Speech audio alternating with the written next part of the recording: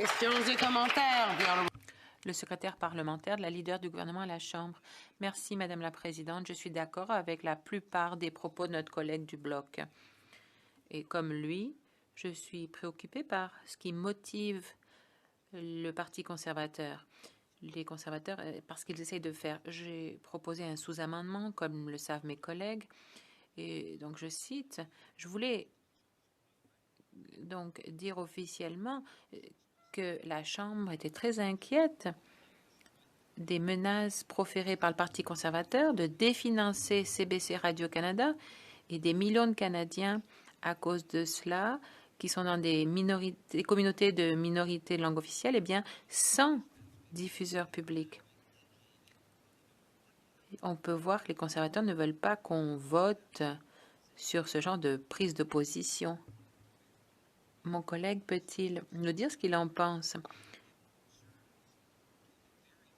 Il faudrait au moins que les conservateurs admettent que CBC et Radio-Canada comme ça s'appelle, donc jouent un rôle crucial dans nos communautés. Merci, Madame la Présidente. Je ne m'embarquerai pas sur le libellé des amendements et des sous-amendements parce que j'ai déjà beaucoup de difficultés avec, disons, les manœuvres politiques qu'on fait avec cet enjeu-là. Par exemple, hier, le député de Mégantic-Lérable a envoyé sur X une publication dans laquelle il dit « Le Bloc québécois vient de voter avec les libéraux pour des bonus et une prime à la présidente de CBC qui a permis le doublage d'un podcast en France parce que CBC n'aimait pas l'accent québécois. » Encore une fois, le Bloc défend le premier ministre et ses amis plutôt que le Québec. Madame la Présidente, nous avons voté contre une motion qui faisait en sorte que la Chambre, et même pire, le comité, s'ingérait dans les opérations, dans la gestion de CBC Radio-Canada. Alors que ces mêmes conservateurs se plaignent des libéraux qui, selon eux, utilisent CBC Radio-Canada comme un véhicule de leurs idées. Alors, il y a une incohérence là encore. Maintenant, ceci étant dit, je pense que mon collègue de Winnipeg-Nord a très bien compris lors de mon discours l'importance que j'accorde à CBC Radio-Canada et l'importance que j'accorde particulièrement à Radio-Canada comme véhicule de la culture francophone et comme moteur aussi de l'industrie culturelle au Québec. Merci. L'honorable député de Windsor-West. Merci, Madame la Présidente. Ce qui est important dans ce débat, c'est le rôle que CBC et certaines de ses émissions jouent dans les émissions d'enquête. Donc, si on perd CBC, on va perdre tout un pan de documentaires, d'investigation.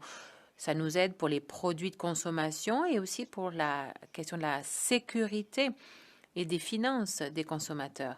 Quel effet ça pourrait avoir selon notre collègue? On a déjà moins de capacité d'enquête chez les autres médias et je pense qu'ici, ça nous priverait d'un des derniers bastions pour le journalisme d'enquête qui est si précieux pour les Canadiens. Mon collègue amène tellement un point important. Il n'y a pas beaucoup de médias d'information qui ont les moyens de créer des reportages approfondis qui impliquent des équipes de recherche, qui impliquent souvent des semaines et des mois de travail pour aboutir à des reportages. Il y a des émissions comme Enquête au Québec, comme The Fifth Estate à CBC, des émissions importantes qui font de la recherche approfondie et ça coûte cher. Définancer CBC, ça veut dire se priver éventuellement de ces émissions de qualité qui sont très prisées par les Québécois et les Canadiens. Ça aurait un effet dévastateur. Et je vais pousser plus loin, Madame la Présidente, ça aura un effet dévastateur également sur la démocratie, parce qu'on a besoin de ces reportages qui ne sont pas qu'en surface pour faire comprendre clairement les enjeux qui sont souvent beaucoup trop complexes pour être expliqués simplement dans un bulletin de nouvelles. Alors là-dessus, je suis tout à fait d'accord avec mon collègue. Questions et commentaires? L'honorable député de Terrebonne. Merci, Madame la Présidente, et je remercie mon honorable collègue pour son discours qui est toujours aussi éloquent quand il parle de sujets qu'il maîtrise particulièrement.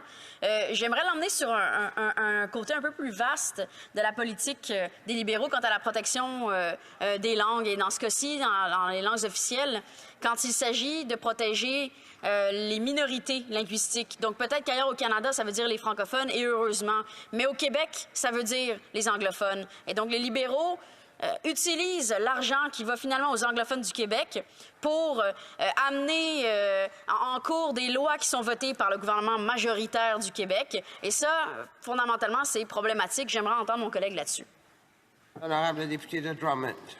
Je ne connais pas de meilleur porte-parole que notre collègue de la Pointe-de-l'Île pour ce genre de débat. Madame la Présidente, il a fait au fil des années des recherches et a documenté le sujet de façon exceptionnelle pour démontrer qu'effectivement, les fonds alloués pour la protection des langues officielles par le gouvernement fédéral sont très majoritairement utilisés pour défendre la minorité anglophone au Québec. Et des organismes se prévalent de ces subventions-là pour aller contester des lois qui sont votées effectivement tout à fait légitimement par l'Assemblée nationale.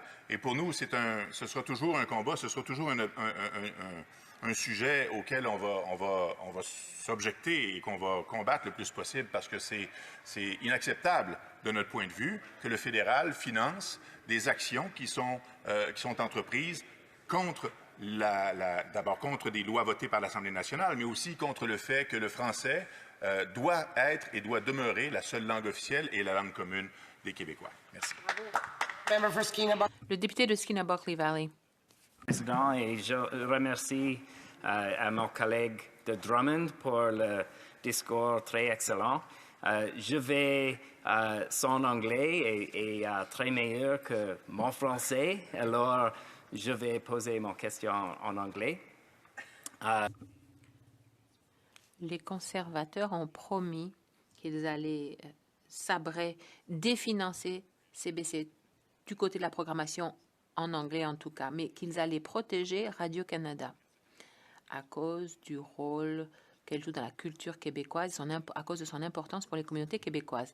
La radio de CBC, enfin la radio anglophone, est plus populaire que jamais et gagne des parts de marché. Donc j'ai deux questions. D'abord, est-ce qu'il fait confiance? Est-ce qu'il a confiance?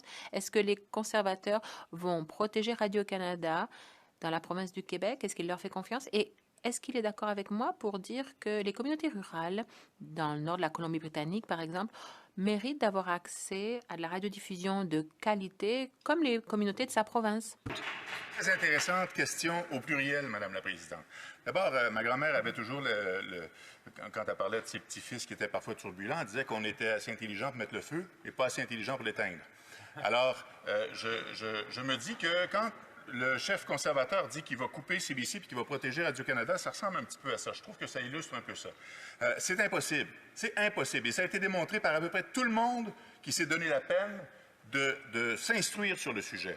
C'est impossible de couper CBC et de ne pas faire extrêmement mal à Radio-Canada. Ultimement, pour qu'il n'y ait aucun dommage, il faudrait que ça coûte à peu près autant pour maintenir les services de Radio-Canada à l'ensemble de la population canadienne. À la deuxième question, peut-être qu'effectivement, Radio-Canada connaît plus de succès avec ses productions originales, avec ses émissions. Peut-être que Radio-Canada fait plus partie des habitudes de consommation de la nouvelle et de la culture des Québécois que CBC pour le reste du Canada. Mais il est vrai qu'il y a plusieurs plateformes, il y a plusieurs sources de CBC qui connaissent beaucoup de succès. Les plateformes en ligne sont extrêmement performantes à CBC. La télévision en arrache peut-être un peu davantage, mais la radio produit d'excellentes émissions. Et oui, ça reste encore un service essentiel auquel les Canadiens qui vivent en région éloignée, dont la région que mon collègue représente dans le nord de la Colombie-Britannique, tout le monde a droit d'avoir accès à ce service-là, un service de qualité. Alors, je pense que les élucubrations du chef conservateur de couper CBC Radio-Canada, j'ai peur qu'il mette sa menace à exécution, mais ça va lui rebondir d'en face à un moment donné parce que les Canadiens ne laisseront jamais passer une affaire comme ça. Questions and comments. Questions et commentaires. L'honorable député de la salle et barre Verdun. Oui, merci Madame la Présidente. Je remercie mon estimé collègue pour son excellente intervention. Écoutez, j'aimerais le ramener sur un autre terrain dans son intervention sur la question du doublage. Moi, j'ai un de mes amis, son père travaille dans l'industrie du doublage. L'industrie est en crise en ce moment au Québec. Et pourtant, le français québécois a nourri la jeunesse des gens de ma génération. Je pense aux versions traduites de Capitaine Crochet, de Richie Rich, qu'on ne peut plus trouver en français québécois.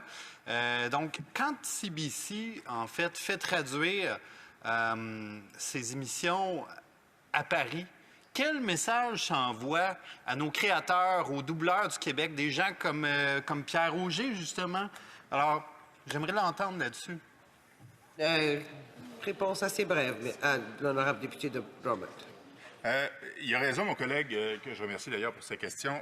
Il a raison de dire que l'industrie du doublage traverse des moments difficiles. Il y a un paquet d'enjeux que le doublage au Québec doit affronter présentement avec le changement des technologies, avec l'intelligence artificielle qui s'installe.